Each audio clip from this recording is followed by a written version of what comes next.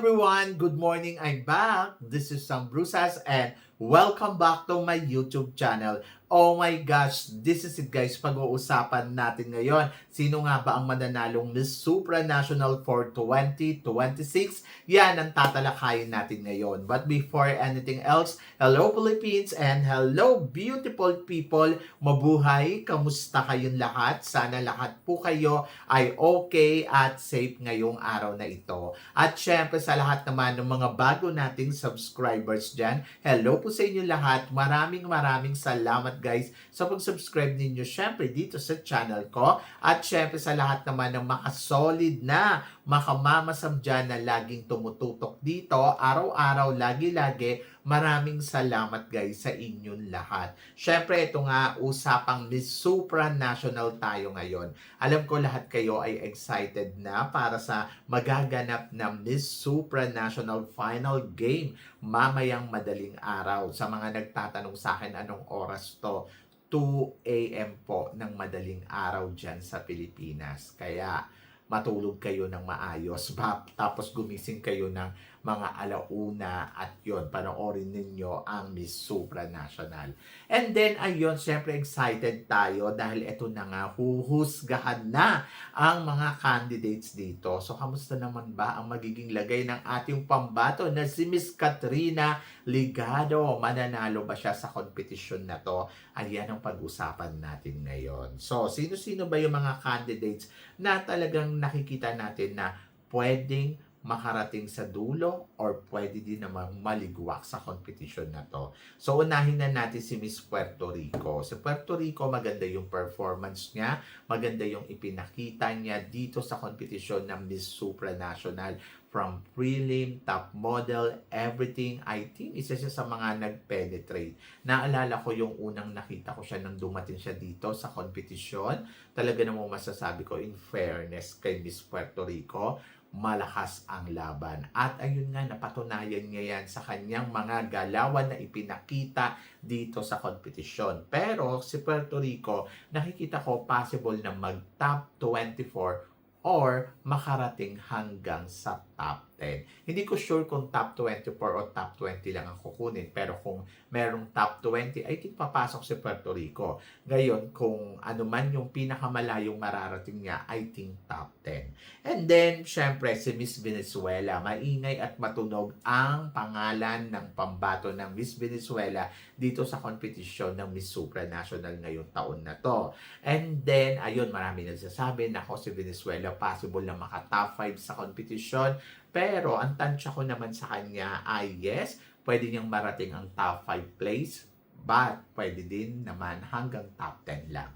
So, good luck kay Puerto Rico, kay Venezuela, malalaman natin yan. And then, isa din sa mga nakikita ko na malakas sa competition na to ay si Miss Nigeria. Yes, Nigeria. In fairness kay Nigeria, maganda ang performance na ipinakita niya dito sa competition ng Miss Supranational. Feeling ko, sure ako papasok to hanggang top 10. Pero hindi ko lang alam kung aabot siya sa top 5. Kasi parang yung lately, yung laro niya, medyo naggewang-gewang. Yung kumbaga parang nawala yung kinang after ng top model Pero tingnan natin kung kaya pa neto mag-penetrate hanggang sa top 5 ng competition. But para sa akin, pasok siya sa number 10 spot ko. And then, of course, ito din, si Miss Spain. Nako, si Miss Spain, isa to sa mga malakas at napag-uusapan dito sa competition. Ako, ang tingin ko kay Spain, yes, pwedeng mag-top 5. Ayun yung pinakamalayo niyang mararating, top 5, and then pwede din manalo. Pwede din naman na hanggang top 10 lang siya. So, depende sa magiging laro niya mamaya. Hindi ko kasi sure kung ilang continent ba ang kukunin nila sa bawat category nila. Halimbawa, top 20, hindi ko sure kung 5 doon from ganito or 4 lang, mga ganon. Basta ang nakikita ko si Nigeria, isa to sa mga makikipaglaro at kayang tumungtong. Si Spain, isa to sa makikipaglaro, kayang tumungtong hanggang sa dulo, pero pwede din naman na hanggang top 10 lang siya. malakas ang laban ni Spain kung pag-uusapan natin yung ganda. Pero hindi ko sigurado kung yung ganda ba niya ay aabot sa top 5. And then, si Miss Thailand. To be honest, si Thailand, 50-50 ako sa kanya. 50-50 na parang pwedeng makarating sa top 10, pwede din namang mag-top 5. Kung performance ni Thailand ang pag-uusapan, maganda yung naging performance niya from the beginning of game na mula nung dumating siya. Kasi late nga siya. Sabing ganon, naku malabo mag-penetrate to. Pero sa totoo lang ha, sa dami ng pinagdaanan niyang problema, nakita natin na she's a very consistent at plus nandoon ang galing pumalo sa kompetisyon. At ngayon, masasabi ko in fairness kay Thailand, si Thailand pwedeng top 24 or top 20 and then pwedeng makarating pa sa top 10 at kaya pa niyang ma-push ang sarili niya hanggang top 5 ng competition. But tignan natin kung oobra nga ba talaga sa coronation itong si Thailand. And then punta naman tayo dito sa sa iba pang pambato, like example si Indonesia.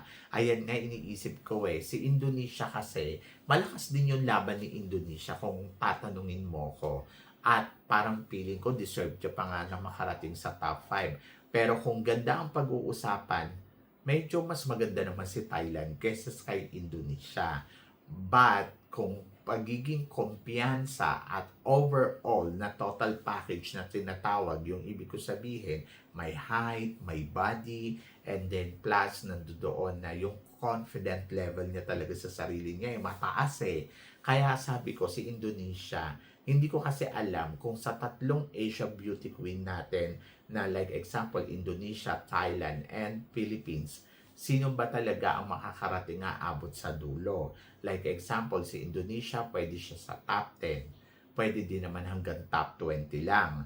And then, hindi rin imposible na makarating siya sa top 5 kasi makuda naman talaga si Indonesia. Ayun yung sinasabi ko na ang laro ni Indonesia, hindi pa natin ma-predict ng bonggang-bongga. Pero naniniwala ako na kung sakaling halimbawa pumalo siya sa top 10, tapos nalaglag si Thailand, parang okay lang, naiintindihan ko. Kung nakarating siya sa top 5, tapos halimbawa si Thailand sa top 10, maiintindihan ko. Kasi lumalaban naman talaga si Indonesia. Saka yung from the beginning pa lang, yung consistent na yung energy, kung ano yung ipinapakita niya from the start, ayun talaga yung nakikita natin hanggang ngayon. Diba? So yon, kaya good luck. Si India naman, isa to sa mga, alam mo yung gandang-ganda ako sa beauty ni India. Kaya lang yung performance niya, to be honest, hindi ako kumbinsido na para bang siya ba talaga yung makakarating sa dulo ng competition or hindi. Maganda yung peg ni Indonesia, pero ang nakikita ko sa kanya, possible na wala sa top 24 or possible hanggang top 24 lang siya, or hindi na makatungtong ng top 10. Mga tipong ganon. But depende sa magiging laro nila bukas at kung makakapasok nga ba siya sa semifinals. Pero kung makakapasok siya, bongga yan. Pero kung hindi, wala tayong magagawa. So, silang dalawa ni Indonesia talaga, hindi ko alam. Pero mas nakukumpiyansahan ako kay Indonesia na kaya niyang mas makarating pa sa top 10, sa top 5 more than kay India. So, yon, hintayin na lang natin. And then, of course, may top 5 list. Isa sa mga nakikita ko pwedeng tumungtong si Dominican Republic. Dominican Republic, pambato ng Caribbean, kasi kung by continent ng pag-uusapan, pwede talaga si Dominican Republic or kaya si Puerto Rico ang makarating sa top 5. And then, in fairness naman sa performance ng Dominican Republic last night, ay talagang masasabi ko ang bongga-bongga at ang winner ng kanyang execution. Kaya sabi ko nga, si Dominican Republic pwede talagang makatungtong sa top 5 or pwedeng hanggang top 10 lang. But for now, siya ang isa sa mga nasa top 5 list ko. And then, of course, si Miss Zambia. Si Miss Zambia, isa siya sa mga napili sa top model at talaga naman masasabi ko ang bongga. So katulad ni Macau na alam mo sa totoo lang pwede naman talaga siyang wala sa competition, hindi makaabot sa dulo. pwede din naman na talagang makarating. Silang dalawa ni Tanzania talaga na isa sa mga iniisip ko ay ang lakas ng laban. And then, ayun. So, for now, ilalagay ko siya sa top 5 list ko dahil naniniwala talaga ako sa galing na meron siya. In fairness. Oho. Kung hindi, pwedeng si Nigeria ang pumalit sa kanya. Isa din kasi sa mga top 5 list ko, si Nigeria talaga. Kaya lang, mas parang kung pagbibasihan natin yung performance, mas maganda yung performance ni Zambia more than kay Nigeria. Hindi ko alam kung a-agree kayo dyan, ha. So, yan. And then, of course, si Miss France. Si Miss France, in fairness sa kanya, isa siya sa mga talagang grabe yung determination niya, no? Pagdating sa execution, sa lahat ng eksena, maaga pa lang gising na siya at talaga namang lagi ko siyang nakikita na very active sa competition na to. Charot. So, yan. Hindi. Si France, galing kasi siyang Miss Universe. At sa Miss Universe, maganda yung naging performance niya. Kaya hindi imposible na si France ay isa sa mga makarating sa dulo ng laban. Di ba? Hindi natin alam, pero I think aabot siya sa dulo ng laban. Kaya for now, ilalagay ko siya sa top 5 list ko. Ganon. And then, of course, my top 3. Alam mo, sa totoo lang, ito talaga, medyo kinakabahan ako dito. Pero sige lang, ilalaban ko to ng bonggang-bongga. Isa sa mga inaasahan ko na pwedeng makarating sa dulo ng kompetisyon ay si Miss Philippines. Yes. Why not Coconut? Isa talaga siya sa mga nakikita ko naman na possible talaga na makatungtong pa ng top 5. Pero possible din naman na hindi. Kasi sa performance, sa totoo lang, mas na-impress kasi ako sa performance na ipinakita ni Ai Kanyalak ng Thailand. Kaya minsan iniisip ko, ay nako, si Thailand pwede tong tumungtong doon sa top 5. Hindi natin alam. Kasi maganda talaga yung performance na ipinakita niya. Pero kasi naniniwala din ako na si Philippines ay kaya din naman. Alam mo, sa totoo lang, si Philippines pwede itong hanggang top 20 lang. Hindi ko kasi sigurado yung kung ano ba yung hinahanap ng organization at ano ba yung gusto nilang performance na ipinakita during preliminary.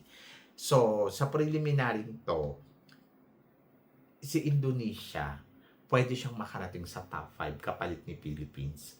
Kasi, si Indonesia kasi, in fairness sa kanya, yung energy and then total, kumbaga parang yung confident level niya and then performance niya, okay naman during, lalo na sa evening gown.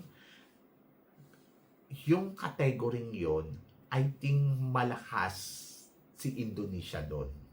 Na parang ayun yung nagiging parang ay pwede talaga si Indonesia mag-top 5. Pero kung hindi si Indonesia ang magta-top 5, pwede din naman makapasok talaga ang ating pambaton na si Katrina Ligado. Kasi kung ganda naman ang pag-uusapan, isa si Katrina Ligado sa mga masasabi nating maganda ang mukha. Di ba? Kaya parang feeling ko, yes, pwede talagang mag-top 5 ito or mag-top 3 dito sa competition. Ngayon, kung hindi man si Philippines at saka si Indonesia, pwede din kasi si Thailand ang pumalo dyan sa top 5 list. Pero, sabi ko nga, face value sa kanilang tatlo, si Katrina ang panalo. Pero sa execution, I think si Thailand ang panalo. Lalo na during preliminary, feeling ko mas mataas yung ranking talaga ni Thailand. And then, kung pagiging confident level ang pag-uusapan, I think it's Indonesia. So yon. So basta malaman natin yan bukas kung sino nga ba ang makakatungtong sa top 5 ng Miss Universe. But for me, it's Philippines for the top 3. Yes! And then, of course, maliban kay Philippines, good luck sa magiging laban niya bukas. Isa din sa mga nakikita ko, ito talaga contender din, si Miss Brazil. Si Miss Brazil, napaka-effortless. Ako para sa akin hindi ko siya nakikita na mag-finish siya sa top 10. Maluloka ako. Kasi yung ganda na lang niya, Diyos ko Lord, natanggihan mo pa ba yung beauty na meron siya? At talagang lumalaban. So parang feeling ko, etong si si Brazil, pwede talaga siya sa mag-last to standing dito sa kompetisyon ng Miss Supranational bukas. Kaya, abangan natin yan. Si Brazil talaga ang possible na mag-last to standing. Para sa akin, sobrang safe sobrang safe kasi talaga ni Brazil sa laban na iginawa niya. Pero, para naman sa winner, possible na maging winner bukas, ang nakikita ko ay si Czech Republic. Yes, Czech Republic kasi during performance, kung pagbabasehan natin yung, yung kanyang, tawag dito? Ito lang, yung preliminary competition, swimwear, palong-palo. Talagang masasabi ko, oh my gosh, ang elegant niyan tignan. Sobrang ang klaro din ng kanyang performance during swimsuit competition. Lalo na yung evening gown. Grabe yung pasabog niya. Talagang masasabi ko, oh my gosh, si Czech Republic ay isa sa mga nag-perform na maala Reyna ang dating. Diba? So, yon. Kaya para sa akin, I think ito base lang to doon sa analysis ko sa preliminary competition. I think ang pinakamaganda at pinakamabongga na ipinakita ay si Czech Republic. Kaya para sa akin, si Czech Republic ang possible na maging next supranational queen ngayong taon na to, di ba? So yon, so para sa akin ang winner ay Czech Republic. Tapos first runner up ay si Brazil. Tapos pwede din maging second runner up naman. First runner up si Brazil and then second runner up naman si Philippines. Ayun. So malinaw ba? So yon. And then syempre si Zambia pwede din talaga mag top 5 at saka syempre hindi rin mawawala sa top 5 list natin. Ayan nga si Miss Dominican Republic. Di ba? Basta bahala na. Basta ang winner na nakikita ko ay si Czech Republic. Last to standing, maybe it's Brazil or Philippines. So, ganon. So, talagang umasay, no? Pag hindi, parang feeling ko naman si Philippines aabot sa top 5. Depende na yan sa magiging laro niya sa competition na to. Magtiwala na lang tayo, di ba? And congratulations, syempre, kung sakaling si Czech Republic nga ang mananalong Miss Supranational ngayong taon na to. And then, sa mga lumalaban, ayun nga yung mga nabanggit natin na talagang masasabi ko ding palaban, good luck na lang sa kanila and wish all the best. Especially sa kandidata natin na si Katrina Ligado. Ako, from the beginning pa lang nakita naman ninyo, sinuportahan ko talaga siya. Pero syempre nakita na natin yung laro niya, siya na ang bahalang gumalaw ng bonggang-bongga sa coronation ng Miss Supranational ngayong taon na to. Ang tanong ko, are you excited? Dapat ma-excite ka. So comment below para at least malaman ko naman kung sino naman ang winner ninyo. Saan ayon ba kayo sa top 5 ko na si Dominican Republic, Zambia, France, Philippines, and Brazil, tama ba? 1, 2, 3, 4, 5, 6. Parang umanim na sila. Okay. Dominican Republic, Zambia, France, Philippines, Brazil, and Czech Republic ang winner. So, yan. San ayon ba kayo dyan? I-comment below mo yan para at least malaman ko naman kung ano naman ang chika mo dito sa mga pinag-uusapan natin ngayon. So, syempre maraming salamat po sa inyong lahat sa love and support na binibigay ninyo syempre dito sa channel ko. Sa mga hindi pa nakaka-follow at nakaka-subscribe, baka naman please don't forget to click like and subscribe my channel.